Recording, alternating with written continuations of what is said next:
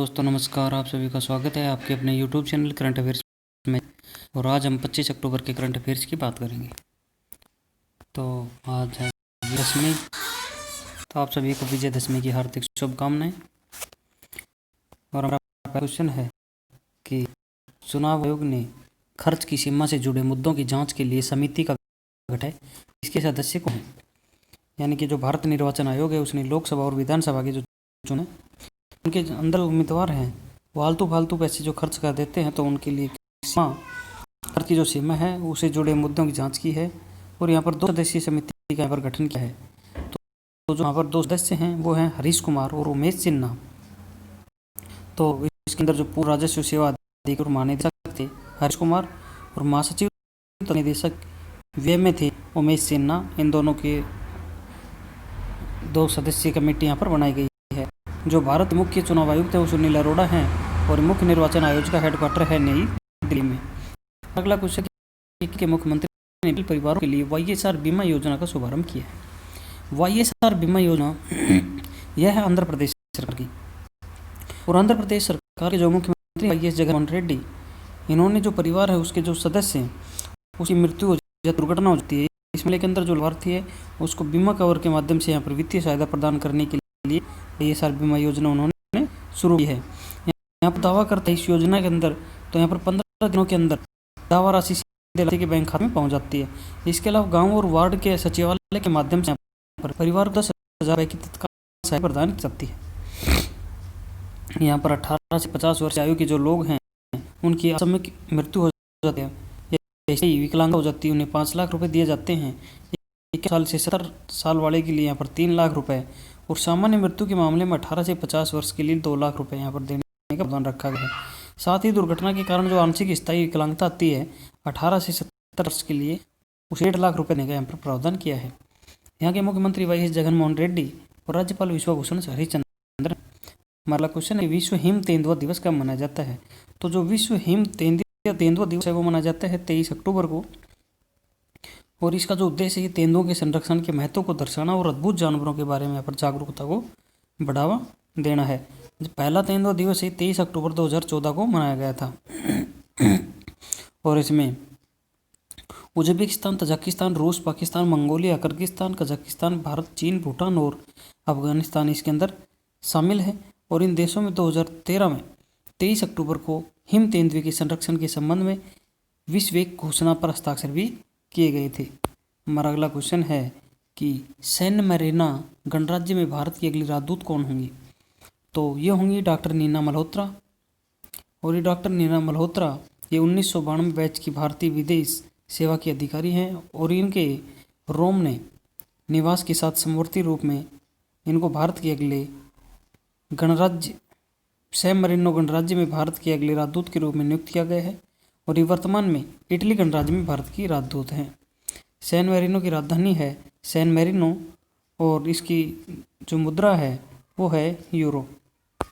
हमारा अगला क्वेश्चन है कि सोलोमन द्वीप का अगला राजदूत किसे नियुक्त किया गया है? तो ये किया गया है सुशील कुमार सिंघल को, और ये 2000 बैच के IFS अधिकारी हैं, और ये मोरे सभी में निवास के साथ में समवर्ती रूप से सोलोमन द्वीप समूह में भारत के अगले उच्चायुक्त के रूप में मान्यता इनको दी गई है। फिलहाल ये पपुआ न्यू गिनी के अंदर भारत के उच्चायुक्त के रूप में कार्य कर रहे हैं। सोलोमन द्वीप की राजधानी है होनियारा, और यहाँ पर मुद्रा चलती है सोलोमन द्वीप डॉलर। हमारा अगला क्वेश्चन है कि outstanding young person of the world 2020 के लिए किसे चुना गया है? तो ये ब्रिटेन की एक भारतीय मूल हैं प्लास्टिक सर्जन डॉक्टर जैजिनी वर्गीस, इनको चुना गया है outstanding young person of the world 2020 के लिए। और इनको स्तन कैंसर के निदान और उपचार के लिए उनकी अविश्वसनीय वैज्ञानिक योगदान के लिए गैर लाभार्थी एजेंसी के द्वारा ये कार्य किया गया है। हमारा अगला क्वेश्चन है कि किस बैंक ने IIT Madras incubation cell IIT MIC के सहयोग से स्टार्टअप को फंडिंग करने के लिए IND स्प्रिंग बोर्ड नामक पहल की शुरुआत की है? तो यह की है इंडियन बैंक ने, और इस साझेदारी के तहत IIT MIC बेहतर तकनीकी के साथ यहाँ पर स्टार्टअप को संदर्भित करेगा और बैंक को नकदी प्रवाह बनाने में मदद करेगा। साथ ही व्यवसाय मॉडल पर बैंक को सलाह भी यहाँ पर प्रदान की जाएगी। इसके अलावा बैंक अपनी कार्यशील पूंजी आवश्यकता और मशीनरी उपकरणों को खरीद के लिए इन स्टार्टअप को 50 करोड़ तक यहाँ पर ऋण दिया जाएगा।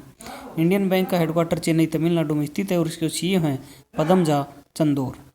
इसकी टैगलाइन है your own bank banking that's twice as good. हमारा अगला क्वेश्चन है कि वेगा ने अपना ब्रांड एम्बेसडर किसे बनाया है। तो ये बनाया है रोहित शर्मा को। और वेगा की बात करें तो ये एक ब्यूटी प्रोडक्ट है जिसको हम ट्रिमर बोलते हैं। ये men's personal grooming electronics range Vega Man brand के ब्रांड एम्बेसडर रोहित शर्मा को यहाँ पर बनाया गया है। हमारा अगला क्वेश्चन है कि एकीकृत आदर्श कृषि ग्राम योजना का उद्घाटन किस राज्य में किया गया है। तो ये किया गया है उत्तराखंड में। और जो उत्तराखंड के मुख्यमंत्री हैं त्रिवेंद्र सिंह रावत, इन्होंने नाबार्ड की एक साझेदारी में राज्य में एकीकृत आदर्श कृषि ग्राम योजना का यहाँ पर उद्घाटन किया है। और राज्य के कृषि मंत्री हैं जो सुबोध उनियाल, इन्होंने राष्ट्रीय कृषि और ग्रामीण विकास बैंक यानी नाबार्ड के जो अध्यक्ष हैं GR चिंटाला, इनसे आग्रह किया है कि उत्पादकता बढ़ाने के लिए मशीनीकृत खेत पर यहाँ पर जोर दें और किसानों को मशीनी खेती में परिवर्तन करने में मदद करें। उत्तराखंड के जो मुख्यमंत्री हैं वो त्रिवेंद्र सिंह रावत हैं और यहाँ के राज्यपाल हैं बेबी रानी मौर्य। हमारा अगला क्वेश्चन है कि निम्नलिखित में से 24 अक्टूबर को कौन सा दिवस मनाया जाता है। तो यहाँ पर 24 अक्टूबर को जो तिल दिवस है ये मनाया जाता है 23 अक्टूबर को। और 24 अक्टूबर को मनाया जाता है संयुक्त राष्ट्र दिवस और विश्व सूचना विकास दिवस। बात करें संयुक्त राष्ट्र दिवस की तो वर्ष 1948 से हर साल यह 24 अक्टूबर को संयुक्त राष्ट्र दिवस के रूप में मनाया जाता है। और साल 1945 के सभी के लिए शांति, विकास और मानवता अधिकारों का संरक्षण करने के लिए यहाँ पर सामूहिक कार्रवाई का सहयोग करने और संयुक्त राष्ट्र की स्थापना यहाँ पर की गई थी। और इसे संयुक्त राष्ट्र के संघ के द्वारा 1971 में अंतर्राष्ट्रीय स्तर पर मनाए जाने की घोषणा हुई थी। संयुक्त राष्ट्र का हेडक्वार्टर न्यूयॉर्क संयुक्त राज्य अमेरिका में है और इसके महासचिव हैं एंटोनियो गुटेरेस। हमारा दूसरा दिवस है विश्व सूचना विकास दिवस जो 24 अक्टूबर को ही मनाया जाता है। तो ये भी संयुक्त राष्ट्र के द्वारा मनाया जाता है 24 अक्टूबर को। और इसके अंदर विश्व विकास सूचना दिवस में इसका उद्देश्य होता है कि जो समस्याएं हैं विश्व जनमत की उनको ध्यान आकर्षित करना और समग्र विकास और विकास के लिए उन्हें हल करने के लिए राष्ट्रीय सहयोग को यहाँ पर मजबूत करना। तो धन्यवाद दोस्तों, आज के लिए इतना ही। मिलते हैं नए वीडियो में नए अपडेट के साथ। तब तक पढ़ते रहिए, बढ़ते रहिए और आपके अपने YouTube channel current affairs magic को सब्सक्राइब करना ना भूलें।